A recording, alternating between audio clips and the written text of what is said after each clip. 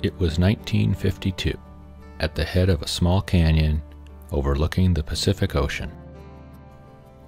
Judy and Walter Monk laid the keel for what would become their new home. It was christened Seiche, and she was well built for the journeys ahead across the seas of time and experience. With timbers carefully set to withstand the rhythmic swell of the years, she was thoughtfully provisioned for her crew and many guests. For 62 years, Seiche has served as a faithful vessel for many adventures and expeditions. Her voyages resulted in the discovery of new intellectual lands and the joining of diverse minds across vast seas of experience and observation.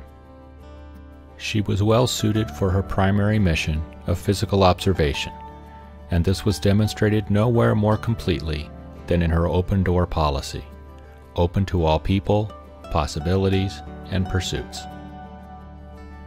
On her bridge, for all these years, was Walter, steadfast, firm, and lovingly devoted to the many missions of Seiche. But after nearly 62 years as her captain, he knew it was time to transition command to a new leadership.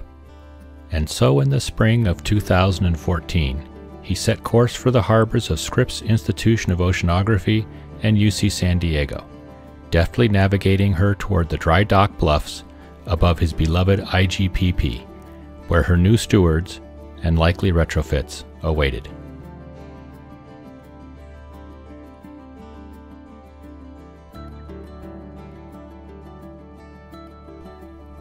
The weeks building up to this moment were not all smooth sailing.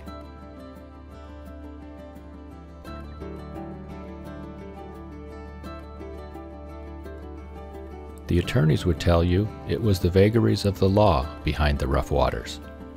But at times, it seemed almost as if Seiche herself was rising up in protest at the prospect of losing her captain. But with constant purpose, Walter eased her alongside the dock and oversaw the setting of her mooring lines one last time.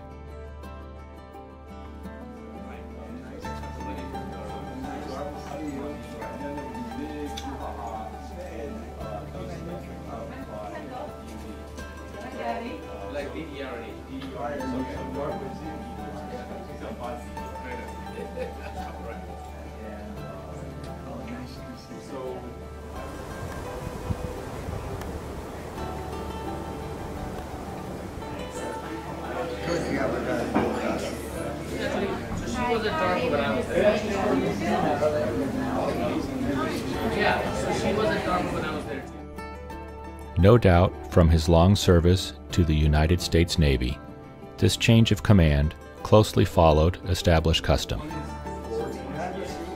So, after thorough inspections by the relieving command, Walter called all hands to muster on the afternoon of July 31st, and then read his orders of detachment.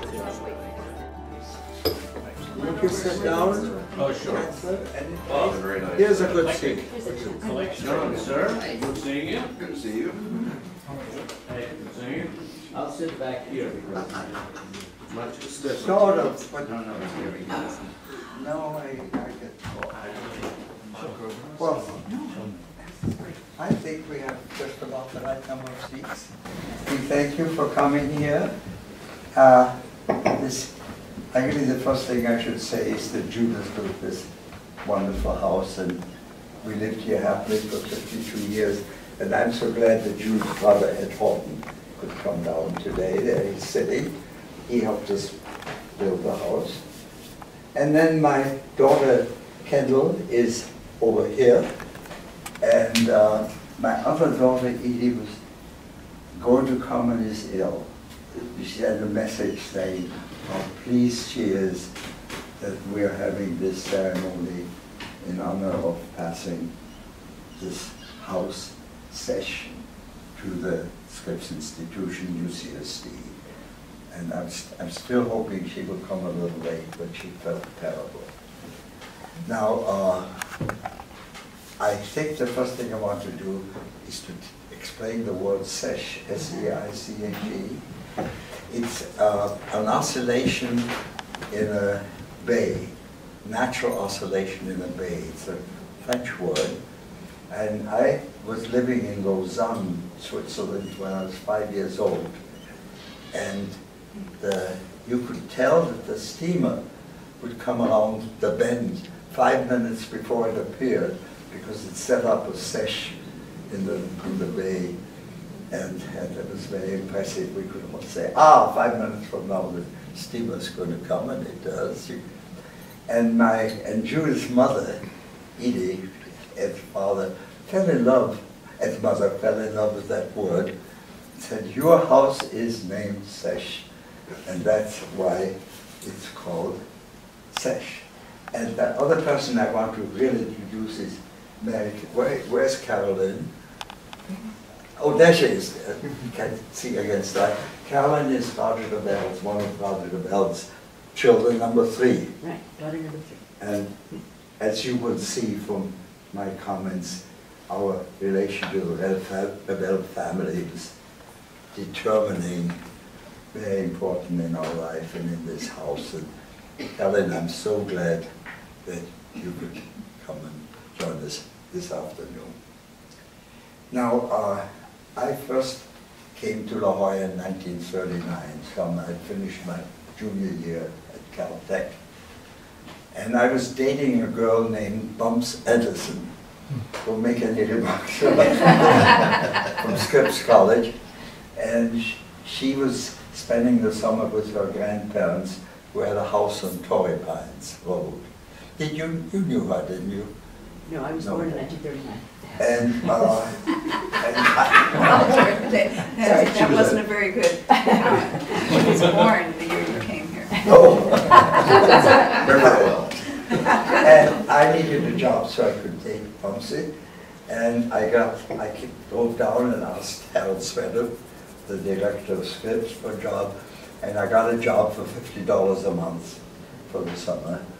And we had a glorious time on $50 a month, and we lived on abalones, which we would pick from Scripps Pier, and ate it morning, breakfast, lunch, and dinner. I hated abalones ever since that day, but it was fine. Now, it's kind of interesting that, and Deborah pointed this out, that this land belonged to the Scripps family when I came, and it was leased to Cancallan. Is that correct? And they had a lookout here right where we are. So this goes back for a long time. Now, Mumsy was a classmate with Peggy Scripps, one of Bob Scripps's children. And we spent that summer a great deal of time out at Miramar Ranch, when it was still a ranch with horses and cows and things. Absolutely wonderful place. And my friendship to the Scripps family goes back to this very first summer. Now,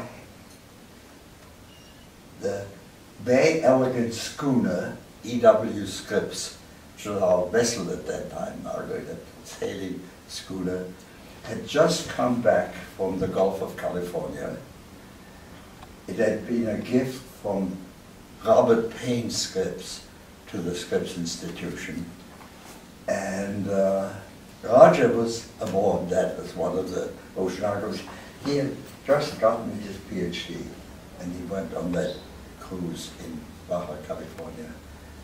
And Harold Sweater said, here's a bunch of data they've taken in Baja California, see whether you can make any sense out of it. I had no experience whatsoever. And that became my master's thesis, my first publication. I used to play tennis with his beautiful Norwegian wife, Gudrun, and whenever she won, I would get invited for dinner to the director's house for dinner of Fiske pudding. And you know Fiske pudding? And Harold Sweater would tell wonderful stories about his life in the Arctic. He'd been 7 years on the Amundsen ship Maud, and he told great stories of what happened. And what I do want to say is that at that time, the Bergen School was the leading oceanographic institute in the world. The scripts of that time. And Harold Sverdrup, after he graduated from the Bergen School, was offered an assistantship at that. And when Amundsen asked him whether he'd like to join the polar expedition aboard the Maud, he declined an assistantship. No one declined an assistantship to the Bjerknes, but he did. And I want to read you the words he used himself, because they had such an influence on my life. Quoting Harold Sverdrup, "I always wanted to analyze actual data from the field and discuss them on the basis of physical principles." And that was his life and his way of doing oceanography. Well, the next year, 1940, my romance with Bumsy had ended, but I was down here again, asking Harold Sverdrup whether he would take me on as a student. And Harold told me, he didn't answer for 10 seconds. That was the longest 10 seconds of my life. He just sat there and didn't say a word. And then after 10 long seconds, he said, "Well, you know, I can't think of a single job in oceanography that's going to open up in the next decade." And I quickly said, "I'll take it." It was the best thing I've ever done in my life. And it was a very difficult time. War had broken out in Europe. My country, Austria, had been invaded. Harold Sverdrup's country, Norway, had been occupied. And I felt I was very discouraged about that. And I joined the US Army. I enlisted as an enlisted man. And served for 18 months, but there was no action here, which was before Pearl Harbor. And when Sverdrup asked me to join a new group of people from Scripps who were working down at the Navy base at Point Loma on anti-submarine warfare, I joined him. And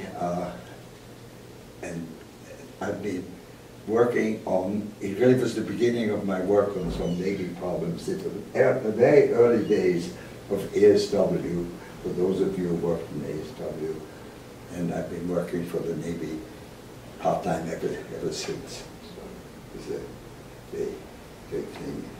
Well, let me skip some years. A year later, I was working actually in the Pentagon when I learned that the first Allied initiative, the Axis was winning the war, they were occupying Europe, they were sinking, their submarines were sinking ships without us being able to respond very well. The first Allied initiative was being planned, a landing in Northwest Africa in a place called Oran. And I was permitted to go and see some practice landing in the Carolinas and learn that when the waves exceeded 5 feet, the landing craft would approach and the waves would break into it and people get hurt. And they would suspend exercise, saying we have to wait for a calmer day. And I went back and looked through the literature and said, how high are the waves in Northwest Africa in the winter? And the average height was 6 feet. I couldn't figure out what was happening, and I went to my commanding officer and said, we ought to learn how to predict waves so we could pick a couple of calm days. And he said, you do what you're told. They, T-H-E-Y, must have thought of it. And I've learned since there was no they. It was really a terrible thing to happen. So when he said that, I called Harold Sverdrup, telephoned him, said, please come, because people knew him and he was respected internationally. And he came and we spent a month looking at how would we predict waves. It had never been done. And the broke it up into three phases. Sea, swell, and surf. Sea is how the waves are generated in the storm area. Swell, what happens to the waves when they go from the storm to the landing beach. And surf, the most difficult problem, how the waves are modified in the landing beach. And Harold Sverdrup then said, we think it should be done. And we actually did the prediction for the landing in Oran. And with more luck than skill, the landing took place during 2 calm days. The landing was not very successful because the Free French shot at the American forces, and there were many casualties. They were related to military resistance and not to wind conditions. We then were assigned the job. I went back to Scripps, and we set up a course in wind and wave prediction for Air Force and Air Corps, by the way, and Navy officers. And we had about 12 classes. Each lasted a month. Each had about 10 people, 10 officers. And we would work together on methods of prediction. And we learned more from our students than we ever knew. And at the end of the first class, we had to completely rewrite our text. You know, that's quite common, isn't it? Next month, we had to again. And what ended up a year later was very, very different from what we had to start with. Very interesting. And 2 of the officers that took our class, these officers predicted all the landing in the Pacific theater of war. Very successful. The only real failures were a failure of tide prediction at Tarragona, where we missed the tide, and it led to some very unfortunate circumstances. 2 of the officers of our classes, Captain Bates and Captain Cole, went on to do the prediction for the European landing, the D-Day landing. Unfortunately, we did not know about it. It was very secretly kept. The 2 of our students worked on it. And something very dramatic happened. The original day was June 5th, and the prediction was for such bad conditions that Eisenhower delayed for 24 hours, and the landing took place on June 6th. I told Mary that the greatest effect I had on the history of our civilization is that 21 leading presidents, etc., went to the D-Day this year. We went, and it would have been June 5th if we hadn't predicted that it had to be delayed, so it was June 6th. So very, very important. And as you know, the landing was very difficult. The wave conditions were very poor, but not impossible. People did a wonderful job landing. Early people had to come in and take, because the Germans had predicted that it would be impossible to land, and therefore they were on a low alert status and relatively small resistance. There was a little resistance. Some early boats that came in on LCBP had dreadful casualties, lost 2/3 of the people. But eventually, on the night of that day, it's unbelievable, 130,000 people had come ashore on the 3 landing beaches. And Mary and I just came back from spending a week there. It was a very, together with Eklund, Zufrich, and Patty, at a very moving time, wasn't it, of listening to the people. Well, anyhow, I came home and had a wonderful time at Scripps, going on their expeditions and not working on my thesis that I was supposed to. And in '46, we went to Bikini, to the atom bomb test. I want to tell you a little story because it's funny. The Bikini Atoll, when you look at a chart, is just a little speck. but when you get there, it's not so small. It's 30 miles long. And Bill Van Ox from Woods Hole and I were given the job of figuring out the circulation in Bikini Lagoon, and we had 1 week to do it. And it's too big to do in 1 week, and there are 12 openings. So we managed to get a plane, and we dropped dye bombs, the same bombs you use when flyers were down, so they could find you in the water. Very intense greenish dye. And Bill was the navigator, and I was the bombardier. And we dropped them into the openings and then photographed them over a tidal cycle to get some idea of whether the water was flowing in and out and things like that. And no matter how hard I tried, that very intense greenish dye, a few specks of it went on my pants. And I said, well, that's no problem. We had a good ship's laundry. And I sent it into the ship's laundry. About 100 officers and men where we stayed. I noticed 2 days later that all of a sudden all the uniforms of 100 officers and men were taking on a greenish tint. And I didn't have enough courage to tell them what was happening. And the captain took us for dinner, and he had dress whites, and they weren't dress whites anymore. And he complained bitterly. Well, yeah, we came home from Bikini, and I hadn't worked on the thesis. And Harold Phillips said, you better start working on the thesis, or I have to ask you to go. And I worked both at the shortest time and the shortest thesis on the history of scripts, handed it in, it got accepted. Turned out a year later that there was a fundamental flaw. But Mr. Chancellor, I'm happy to say the University of California has no way of withdrawing the degree once granted.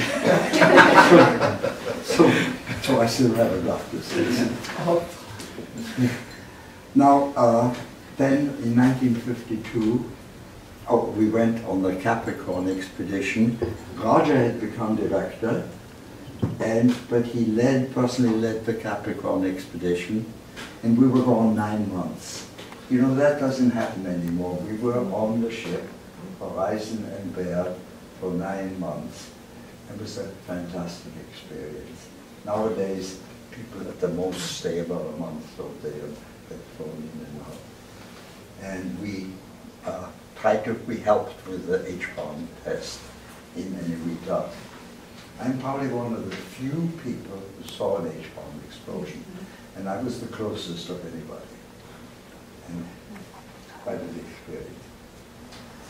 Then I came home, married Judy, and we started building this house in 1952, and it was the same time as Bill Black was working on his house. He offered to give us adobe if we wanted to use adobe for building it. And Judy decided she preferred to use cement blocks. And, but it was very much appreciated. Now, I want to mention that I stayed at Scripps for 75 years with only 3 times long absences. There were 3 sabbaticals in Cambridge. Cambridge has had a very basic influence on my life. My mother went to Cambridge, and I spent 3 very happy years there. We had a very close association. And I met G.I. Taylor. That means something to the oceanographers in the room. Fantastic scientist. And he became one of my 3 heroes in life. H.U. Sverber, Roger Lavelle, and G.I. Taylor. They were the ones whose ideas have influenced us deeply. Now, I was invited to give a talk at the 100th anniversary of G.I. Taylor's death. And I mentioned that incredibly everything that Taylor touched turned to gold. And Batchelor, who had organized it, really said, come upstairs, I want to show you something. And there was a file cabinet, and it was full of things that G.I. Taylor had started and had given up on. I had no idea. And he had a method that if an idea of his did not yield significantly in 1 month, he would turn to something else. It's interesting, isn't it? I haven't got the talent to do that. It's the right thing to do. And when you now look at the things that he gave up on, there was very good reason. They were very good ideas, but the instruments didn't exist as yet, the theory didn't exist as yet. But anyhow, that is my Cambridge existence. Now I came back from Cambridge wanting to do geophysics, solid earth geophysics, and I was offered a job at both MIT and Harvard, and I thought I would go and do that. And then Roger said, why can't you do it here? And we started IGPP, and it's been done here. I never thought of leaving again, but in 1955, geophysics IGPP was started, and it's been a great success. Well, I have to tell you that. And I met Cecil Green at that time. I had done work for him when students would go and work at Texas Instruments in the summer. No, GSI, Geophysical Services Incorporated, was that it? Company he had. He would invite people to give talks to the people who worked for them in the summer, and I was one of the victims. And we became good friends, and then Cecil retired to La Jolla. And one day he came over, as he often did, to my office and I hope you don't mind if I disturb you coming in. He said, I think that you're too isolated here. You have this little geophysics institute. I would like to give you, start a foundation so you can invite people from all over the world to come here for a year, for anything between 2 months and 2 years, he said, not permanently. And that was the beginning of the Green Foundation that we have, and it was enormously successful. I think it's fair to say that most leading significant geophysicists in the world have spent a term as Green Fellows. And John Ockert and I've been directors, and I'm deeply indebted to that. It's the most successful thing that happened in my life. Well, then came the days of UCLJ. Did you know we were UCLJ? Mm-hmm. And Roger actually had decided that Scripps couldn't do a good job unless they had a basic university nearby. And Woods Hole solved it by working with MIT, and Roger tried to solve it by starting a campus adjoining Scripps. And he was a fantastic recruiter, and he was a good recruiter. It was not a trick. He would learn enough about what people wanted when they visited here, so that he could often suggest things that they had not thought of it themselves. He really took that so seriously. And when people came, La Jolla was an intellectual desert. Why in the hell should anybody come and take a job? But he would take them and he would walk them across the now existing UCSD campus, and here's where we're going to put a library, here's where we're going to put a laboratory. And then magically he appeared here at cocktail hour, and we were ready with the martini, and he said, here is a typical faculty house. And he was very, and when Harold Urey agreed to come here, I think it was the beginning of the great success of UCSD as a research institute. Now then, a couple of words about things that happened that were surprising. We were all expecting Roger to be first chancellor.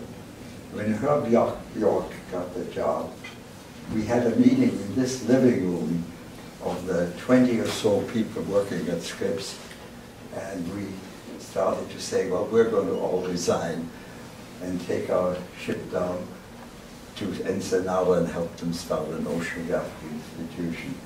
We had this meeting in this room, Roger said, stop that nonsense, and he stopped it. Roger went on, as you all know, to start a new Institute of Population Studies at Harvard, and I forgot now how long he was there. 15 years. 15 years. Your mother, Ellen, said it was the happiest 15 years of her life. She loved living in Cambridge. She loved living here too, but she did Pardon? embrace it. She loved living here too, but she did enjoy that period. She did enjoy.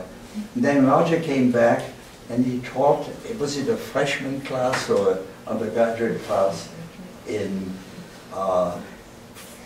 Development. food and Development. population. Population. What was the name? Do you know, Deborah, do you know what? Food and population. That was Food the and Food and population. population. And very successful. And he taught that for a couple of years after the UCSD campus. And then Ed Freeman, who was director of Scripps, very thoughtfully invited Roger to occupy the office next to his office. And that sort of ended the long loop in Roger's career. The other violent thing that happened here in this building is during the Vietnam War, student unrest. I was faculty chairman, and it was an interesting time. There was a man named Eldridge Cleaver who wrote a book called Soul and Ice, who'd been asked to give a talk by the students. They had a student seminar and they could select one. And he gave a talk which consisted of using a certain four-letter word adjoining Governor Reagan. It was not very nice. And they had threatened the student strike, which didn't make any sense at all. And I asked Eldridge Cleaver and what's her name? Angela Davis for dinner at this table and said, doesn't make any sense, can we stop it? Totally unsuccessful. The speech took place and Angela Davis didn't make any effort to help. But we eventually had a Regents meeting in this room, and I don't quite remember how it happened, but I think the students had threatened to interrupt the Regents meeting down at Scripps, and they decided, we invited them to come up here, and we met, and the students came down, and there was almost a fist fight between Regent, what's her name? Mrs. William Randolph Hearst, who was then divorced to him, but was a regent, and she was very angry in this room. It was very interesting. Not nearly that exciting now. Well, I don't want to dwell on those two episodes that were negative. I think over the years, over the 52 years or 60 years that we've been here, we've done all sorts of interesting things. The first graduations of Rebel College, two graduations, took place in our theater. The theater department under Eric Christmas, who was the first chair, did use our stage for the practice performances.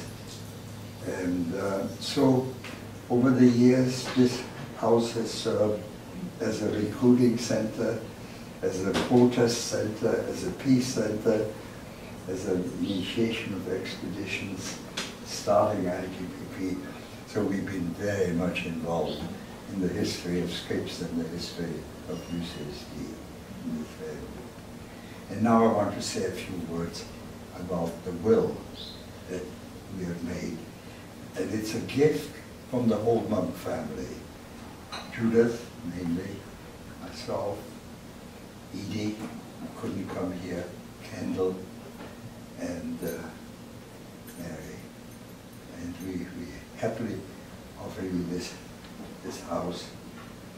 And I would like to read you the words. The Seiche residence is to be given as a life estate to the University of California for the benefit of the Scripps Institution of Oceanography. My wife will remain in residence for 2 years after my death. We will maintain Seiche in good condition and continue functions for the benefit of SIO as we have done for the last 62 years. There is a problem insofar as there are certain rules and laws about official residences having to be brought up to certain code. Whether it's possible to do that, how much it would cost is not really known. It may be that some part of this house would have to be torn down and replaced by a new structure. We're not against that. We think it would be foolish to try and duplicate everything or not change it. But we do hope the spirit of the house could be maintained. And it would be used as a residence for the SIO director if he or she so chooses, or for visiting scholars, or for whatever purpose the director chooses. And I hope the advantages would be the proximity to the Sketch campus. Julius used to speak about living above the store, and we do live here above the store. And the history of it, but the disadvantage is that it will cost some things, and I don't know whether it's affordable and whether kids can do it.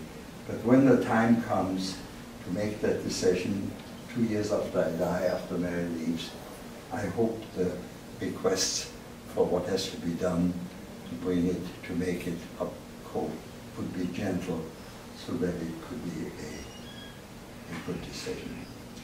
Now, there's no question that sometime the house would be too old, it would have to be torn down. It may be 2 years after my death, it may be a little later. In that case, it will be sold, and the money would come to the benefit of the university. The house was appraised officially a couple of weeks ago at $3.2 million. I don't know whether it's good or bad, but let's say it's worth about $3 million. And we have asked at the time that money comes in that it be used for 3 purposes. This is when it is sold. 1, to augment the Green Foundation Fund for Earth Sciences.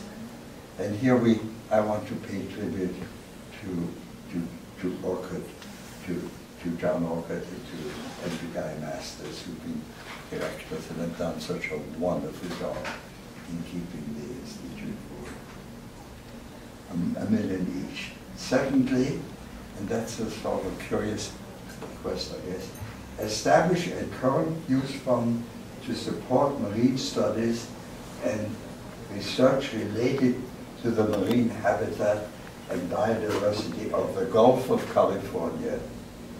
And Octavio, who is here, it's sort of in recognition of the wonderful things he has done. He took a little fishing village called Puma that had a family named Castro, and they overfished, and the fishing was essentially destroyed for them. And on their own initiative and his guidance, they managed to declare this a marine protected area, and it's come back doing very well. The family is doing well. And I'm intrigued, it's the second time in my life I've seen that, of when people who live in a certain area take care of their own environmental situation instead of waiting for some governmental agency to make that. And I would think that an amount of money like $1 million to worry about this might do some real good.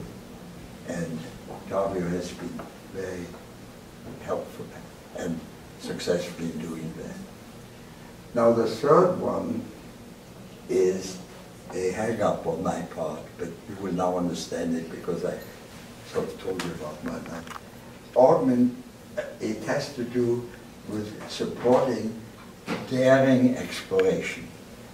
I think that what happened, and did not exist when I was a student, computer modeling, has been out of balance with making seagoing observations and daring experiments. And I would like that third amount to be used in supporting seagoing operation. And we have, in fact, a Kyoto Mount Fund. Judith and I gave our Kyoto money for a fund for supporting daring experiments. And this could be used to augment that fund, or it could be used for supporting seagoing exploration, or maybe a chair in seagoing exploration. I will leave that to the director to fix that. At this point, standing in the living room and looking out on the deck and the ocean beyond, Walter brought his formal comments to a close.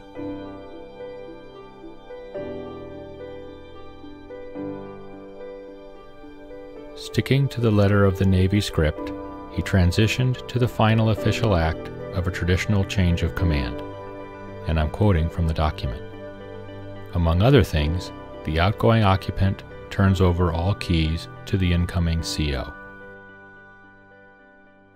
So, we have an open door, we have had an open door policy at ships.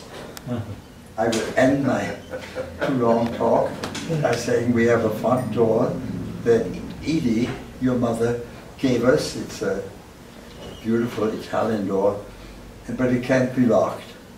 And we've had an open door for 60 years, very unwise. Here's the key, goes with it. And Rick has spent time on his little machine shop at home to duplicate that with keys that do work. And I'm going to ask Rick to present these 3 keys to 3 people in this room. And we're so glad that came. Rick? Well, I mentioned to you the first year I came down, we lived on abalones, well, they're little abalone shells in there. He saved them from 75 years ago. So apparently they've been cleaned. And I guess they're still legal right now, technically. So anyway, yeah. One goes to Margaret, one goes to the Chancellor, one goes to Sheldon.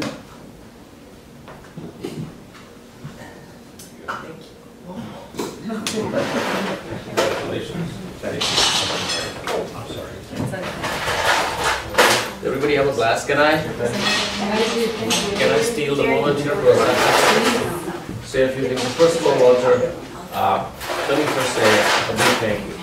A big thank you for your generosity, but it is more than just this house. For your career out here, I think if there's one person who's a lifetime in this place, it is you. Your contributions, intellectual contributions, your credibility, your impact has really made UCSD, I think, one of the top places in the country and in the world. So first of all, thank you for that. So cheers to that. Cheers. Cheers. Cheers. Cheers. Secondly, let me thank you for this great emotional speech, and I do understand, and I do feel as you were talking, the history that has been captured out here, both physically and in spirit. So I do realize and I do understand it must have been extremely difficult to entrust what I think is just one of your crown jewels, just like your family, to an institution. But I think it shows that how much you love this institution. And I can tell you that as long as I'm Chancellor, I will be a good custodian. And UCSD will be a good custodian. So thank you very much for sharing this great thing with us. Cheers. Cheers. Cheers. I could add too, when I was a student at Scripps and UCSD, Walter would have parties with the students up here, and we didn't want to leave. We'd be here till 1 or 2 in the morning because we loved it so much. Right. And just the generosity that Walter showed here was just fantastic. That's why we put you to work today. Absolutely, because we knew the routine. Walter, can we walk by the front door for 1 second? Oh, yes, yes. For 1 second. Oh, we're going to tie the new keys. Come and tie your keys. I'm sure it'll work. I'll bring it. Seiche is an oscillation. Yeah, oscillation. So as I understand it, Walter said this is a open door policy in the house. So this door has basically never been locked since you built the home. That's correct. Never been locked since you built the home. So here's the key, Walter. So the good news is you get to lock the door ceremonially because we're not sure it'll actually unlock. You see whether it works. First, you, Walter, you get to lock it. Yeah. Because that's your key. This is your key, and you get to lock the door. I don't See think if you it can get it works. to lock. Oh, Fair enough. So let's see if we take it back. Okay. So the door is now locked. So Pradeep, Yes, you sir. get to unlock it. I get to unlock the You door? get to unlock the door. This is not a trick, The right? point is not a trick, and the point being, may the door always stay Oh, look at locked, that. right? That's amazing. So Great the craftsmanship. only way, so the Thank only you. way that door can be locked again is one of those three keys. Right. See if yours works. Make sure that there are some. these are Mr. the- Regent gets it. Oh, look at that. That is amazing. So how come you never locked the door? we never could. This key didn't work until How much until WD-40? Rick fixed it. There was a Soaked it in it. Well, it was Judy's idea that we should not build up near. You know, when we came in, the obvious thing was to build right next to Laura Shore. Right. You won't be saying that. There Where wasn't am I- a single house here, and Judy said, "Let's go down and have a little more privacy." It was a great idea. I think so. You wanted to go watch the sunset, right? We have a little while. Let's for go that. in front. I would stay for a few, I got a Stay stay for a few minutes. Navy regulations specify as follows. The officer relieved, though without authority after turning over the command, is, until final departure, entitled to all ceremonies and distinctions accorded a commanding officer. With the keys given, and the door to the treasures of Seiche opened once again, the assembled retired to the forward deck to enjoy the evening, as has been done so many thousands of times before.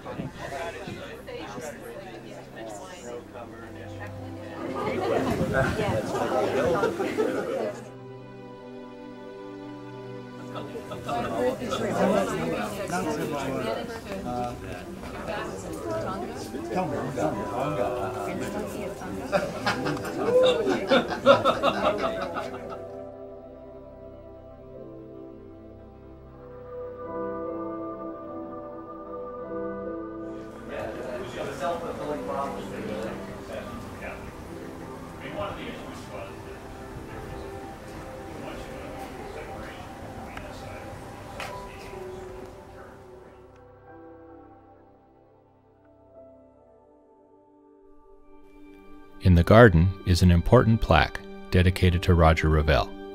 It reads, "From 1955 to 1961, I experienced the fierce joys of helping found a new university.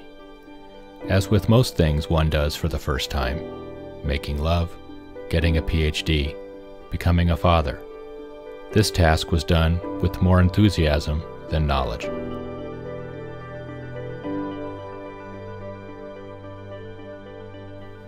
Of all the images I have of that evening aboard Seiche, the most poignant would have to be this one of Walter, firmly planted upon her deck, gaze fixed well beyond the horizon, where the seeds of her coming adventures were already beginning to take root.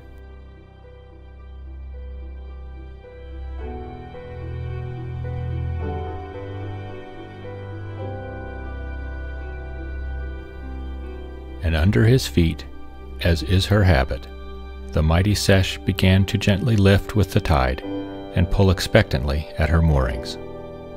But this time, she would yield her gifts under the guidance of her new commanders and crew.